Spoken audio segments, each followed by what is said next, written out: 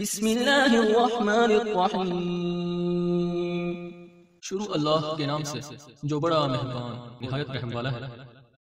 اگر آپ قرآن و اہل بیت کی حقیقی تعلیمات سے آشنا ہونا چاہتے ہیں، اگر آپ مکتب قرآن و اہل بیت کی توحیدی تعلیمات کو جاننا چاہتے ہیں، اگر آپ بھی توحید الہی اور ولایت محمد و آل محمد علیہم السلام کی اس تبلیغی دعوت سے جڑنا چاہتے ہیں تو ہمارے اس چینل کو خود بھی سبسکرائب کریں اور اپنے احباب کو بھی دعوت دیں۔ پاکستان میں مکتب کے نوجوانوں کے لیے اپنے طرز کا پہلا تبلیغی یوٹیوب چینل علی روحانی آفیشل۔ اعوذ باللہ من الشیطان الرجیم، بسم اللہ الرحمن الرحیم، الحمد للہ والصلاة والسلام علی اہلہا، اللہم صلی علی محمد و آل محمد وعجل فرجہم۔ محترم ناظرین و سامعین، السلام علیکم ورحمۃ اللہ وبرکاتہ۔ جی محترم ناظرین و سامعین، سب سے پہلے معذرت خواہ ہیں کہ آج آپ کو آڈیو کی صورت میں آپ سے ہم مخاطب ہیں۔ اس کی وجہ جیسا کہ آپ سب احباب جانتے ہیں، ناسازی طبیعت، جس کی وجہ سے آڈیو کی صورت میں آج حاضر ہوئے ہیں جی۔ اور آج کا کلپ آپ کی خدمت میں پیش کرنے سے پہلے چند گزارشات آپ کی خدمت میں پیش کرنا چاہیں گے۔ ابھی یہ جو آپ کلپ دیکھیں گے یہ معروف شیعہ اسکالر مکتبہ تشیع کا ایک علمی نام جناب آیت اللہ کمال حیدری صاحب کا کلپ ہے، اور یہ 2-3 سال پرانا شاید کلپ ہے، جس میں یہ ایک درس کے دوران بتا رہے ہیں کہ ہمارے ہاں موجودہ رائج شیعت میں رائج شیعت سے مراد کہ اختلافی موضوعات یا ایسے عقائد کہ جن میں اکابرین متقدمین میں اختلاف رہا، ان کو بالکل دبا دیا جاتا ہے جی۔ جیسے کہ ائمہ اہل بیت علیہم السلام افضل ہیں یا انبیاء افضل ہیں، اس میں فی الوقت رائج شیعت میں ایک ہی نظریہ اسی کو پروموٹ کیا جا رہا ہے کہ جناب ہم بعد از نبی خدا صلی اللہ علیہ وآلہ وسلم ائمہ اہل بیت خصوصاً مولا علی علیہ السلام کو تمام انبیاء باشمول اولی العزم انبیاء سے بھی افضل سمجھتے ہیں۔ تو اب غیر شیعہ برادران کیا بلکہ شیعہ نوجوانوں، یعنی جو بے شک پیدائشی شیعہ ہیں، شیعہ گھروں میں پیدا ہوئے ہیں لیکن ابھی بلوغت تک پہنچے ہیں، یا ابھی انہوں نے مجالس میں جانا شروع کیا، پڑھنا شروع کیا، تعلیم حاصل کرنا شروع کی، تو ان تک بھی یہ ایک معاملہ نظریہ پہنچ رہا ہے کہ جناب اگر میں شیعہ ہوں تو یہ مسلمہ شیعہ عقائد میں سے ہی عقیدہ ہے کہ ائمہ اہل بیت بالخصوص جناب امیر المومنین علی بن ابی طالب علیہ السلام جو ہیں وہ تمام انبیاء بعد از نبی خدا صلی اللہ علیہ وآلہ وسلم تمام انبیاء باشمول اولی العزم انبیاء سے افضل ہیں۔ اب یہاں پہ یہ چیز بتائی ہی نہیں جاتی کہ نہیں، مکتبہ تشیع میں اس حوالے سے 3 نظریے ہیں۔ پہلا نظریہ یہی ہے کہ مولا علی رسول اللہ صلی اللہ علیہ وآلہ وسلم کے علاوہ باقی تمام انبیاء سے افضل۔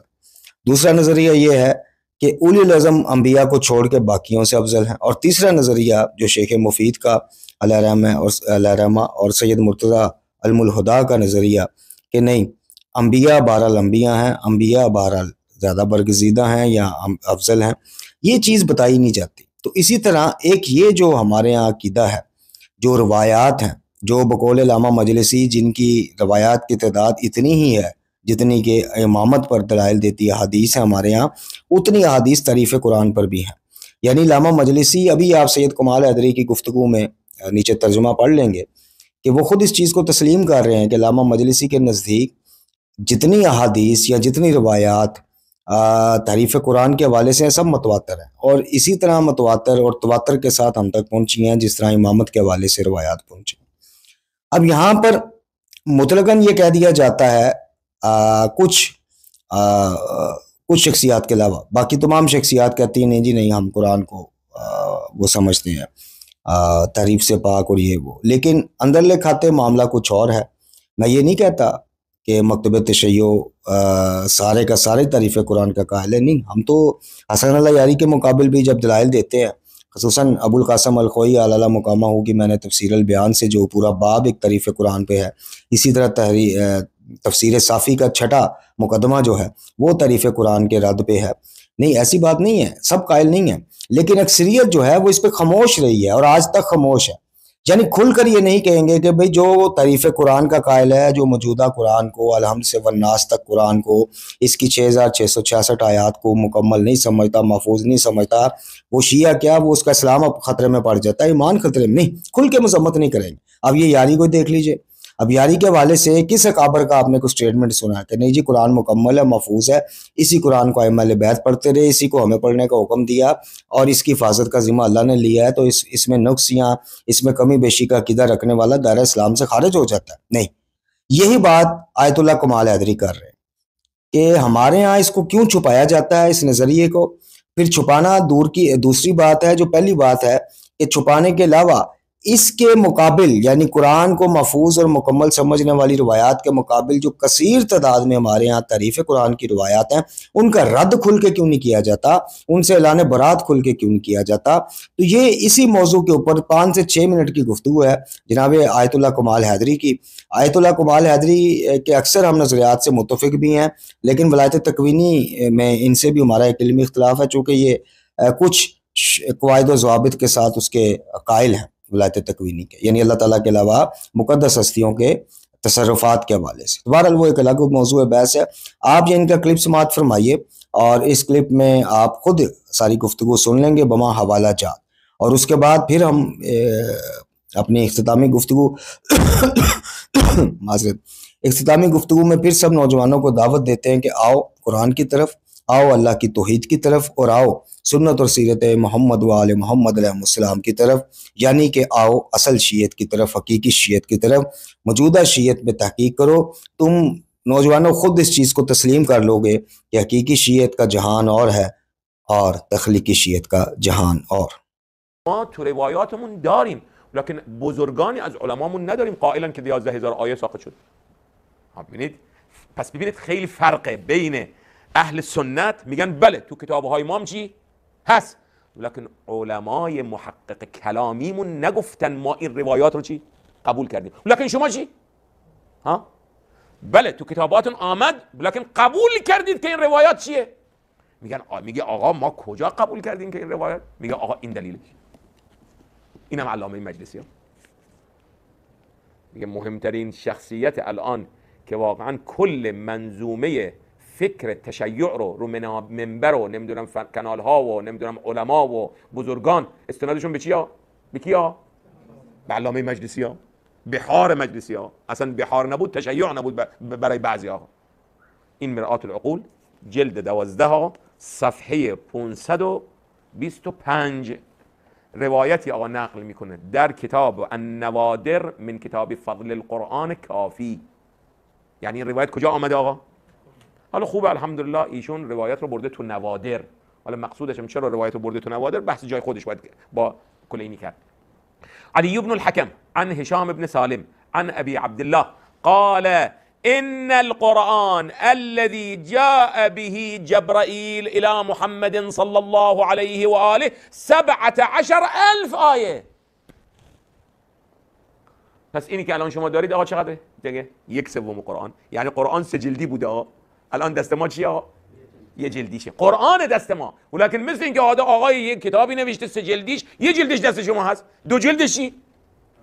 آقا امام زمان اینا معتقدن که میاد 2 جلدش هم با خودش میاره آقا. یأتی به قرآن جدید، کما بعض روایات مجعول اسرائیلی آقا یأتی به قرآن جدید، این تعبیرات آمده. خب این روایت رو بهبودی در صحیح الکافی تضعیف کرده، گفته روایت ضعیف تموش. اما ببینید علامه مجلسی درباره این روایت چی میگه؟ میگه فالخبر صحیح، خبر صحیح معتبری است. لا يخفى ولا يخفى ان هذا الخبر وكثير من الاخبار الصحيحه از نظر سند صریحة في نقص القرآن. ببینید، پس ببینید محل النزاع چی آقا؟ نه اینی که دست ماست تغییر پیدا کرده، اینی که دست ماست چی؟ درسته، ولكن همش دست ما نیست. صریحة في نقص القرآن و تغییره، این عطف تفسیر بر نقص، مقصود از نقص التغییر یعنی چی؟ نقص قرآن. و عندي حالا گوش کنید و عندي ان الاخبار في هذا الباب متواترة معنى. خب دیگه خودتونم در منطق خوندید آقا، تواتر مفید چی آقا؟ یقینات دیگه از اولیات آقا، از بدیهیات آقا دیگه. شما یقینیات ست دارید، یکی از یقینیات چی آقا در منطق؟ ها؟ المتواترات. ایشون میگه آقا متواتر. و طرح جمیعها، لازمش اینه، گوش کنید، ولكن وفي هذا الباب وهي لا تقصر عن اخبار الامامه. یعنی اگر ما 1000 روایت در امامت داریم، چطور امامت اصل از اصول اعتقاد امامیت شده؟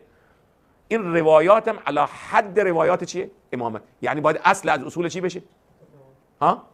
اعتقادات امامیه بشه که این قرآن کامله یا ناقصه؟ یعنی نسخه کامل دست ما رسید یا نسخه ناقصش؟ خیلی عبارت مهمیه. اینم علامه مجلسی. پس اینطور نیست که آقا فقط روایاتی در کتابها آمده.